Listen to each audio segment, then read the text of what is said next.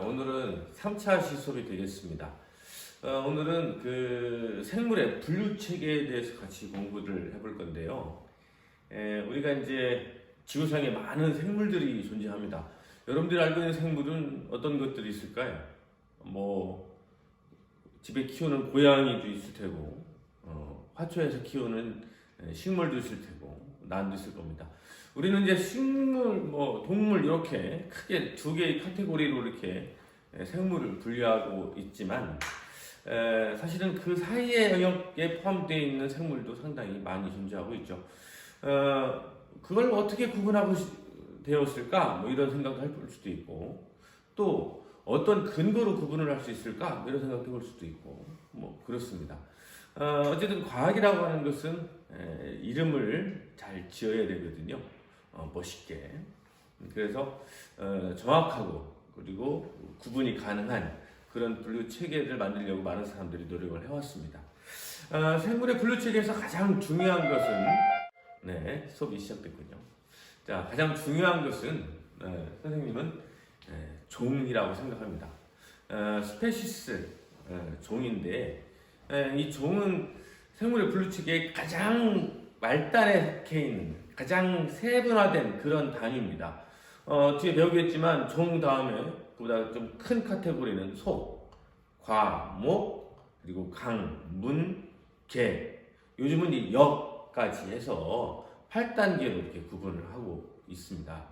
가장 끝에는 종인데 이 종을 뭐라고 설명하냐면 그 종족의 그 종족을 구분할 수 있는 가장 작은 단위 이렇게 볼 수 있겠죠.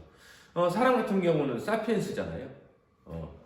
호모 사피엔스 이렇게 되는데 바로 이 사피엔스가 종에 해당됩니다. 종은 다른 종과는 그 교배가 불가능한 종을 말합니다.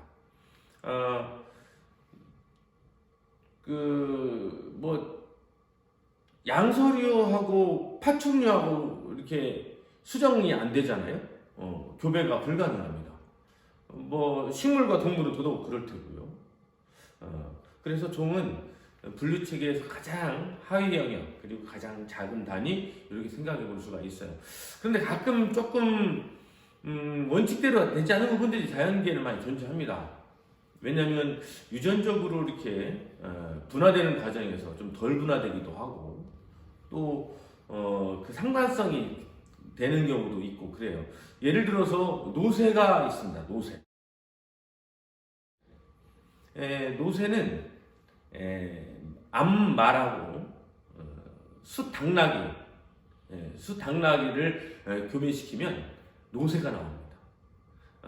노새는 힘이 좋고 이제 옛날에 일 부릴 때 많이 쓰였던 그 동물이기도 한데 가축이기도 하고 그런데 문제는 그렇게 된 노새는 자손을 낳을 수는 없습니다.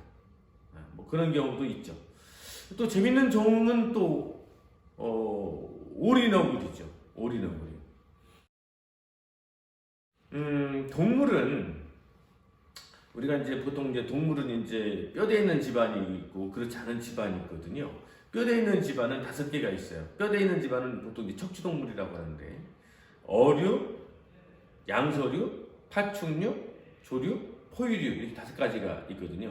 즉 백본을 가지고 있어요. 척추를 갖고 있는 동물들이에요. 여러분들 어류도 멸치 같은 거 보면 등뼈 보이지 않아? 그러니까 그런 뼈를 갖고 있는 게 5가지가 있는데 오리너구리는 어느 종에 포함될까요? 너구리라서 포유류입니다. 근데 주둥이가 오리죠.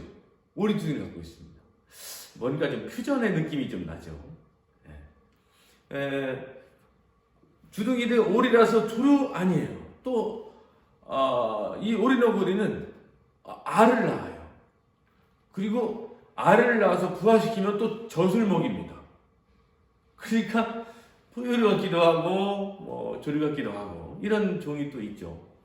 자연계는요 환경에 적응하기 위해서 우리가 정상적으로 알고 있던 그런 그 원칙이라든가 이런 것들이 적용되지 않는 것들이 가끔 있습니다.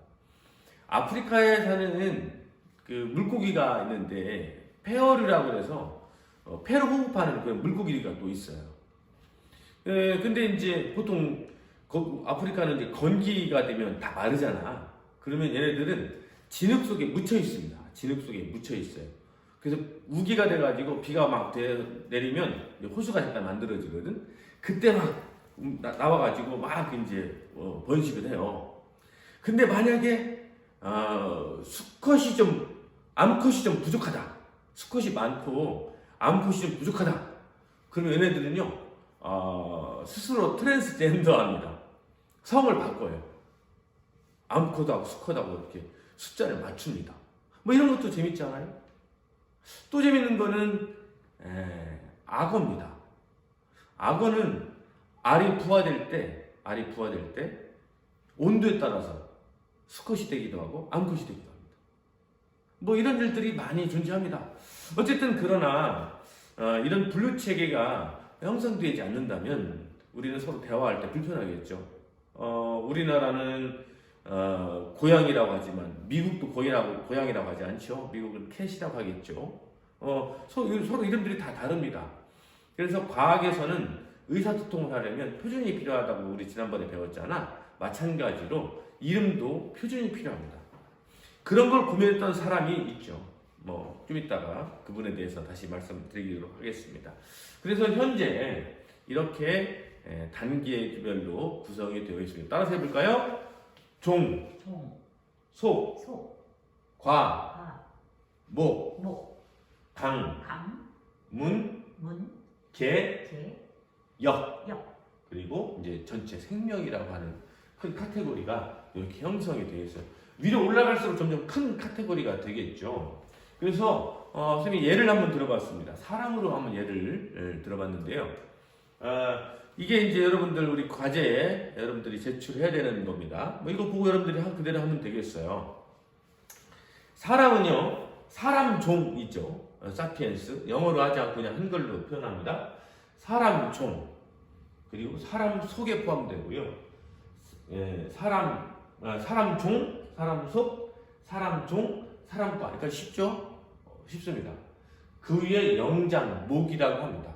여기 영장목에는 침팬지도 있고요. 오랑우탄, 고릴라 이런 애들이 같이 포함되어 있겠죠. 그 다음에 우리가 보통 포유류라고 말하는 포유강이 있습니다.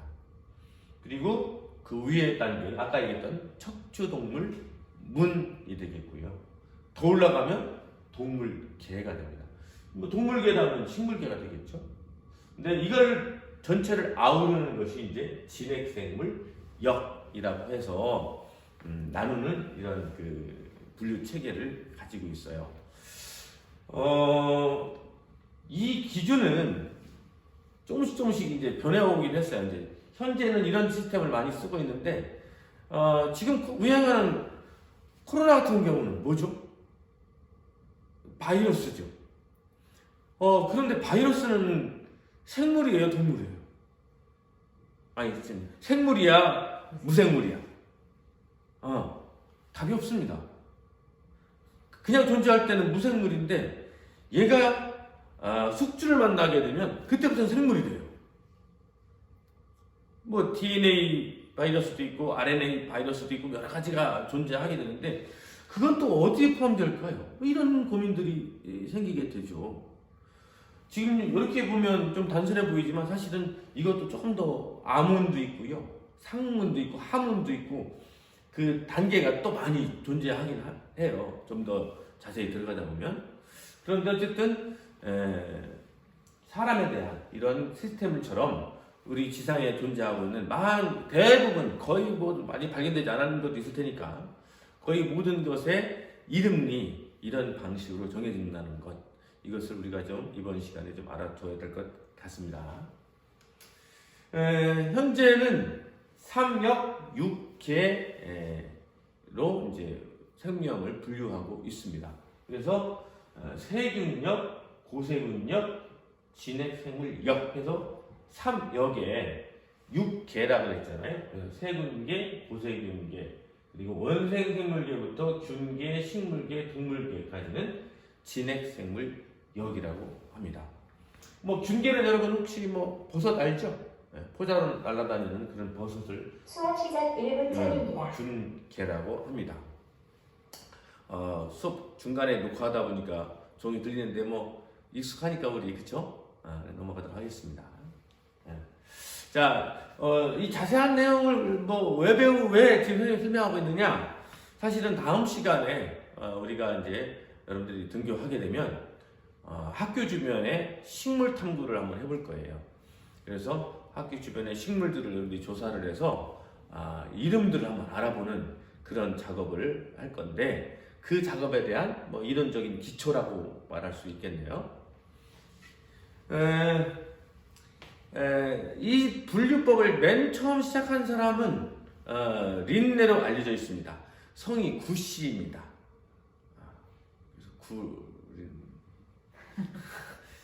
네, 이 사람이 이제 이름을 이제 짓는 법을 만들었는데 이명법이라고.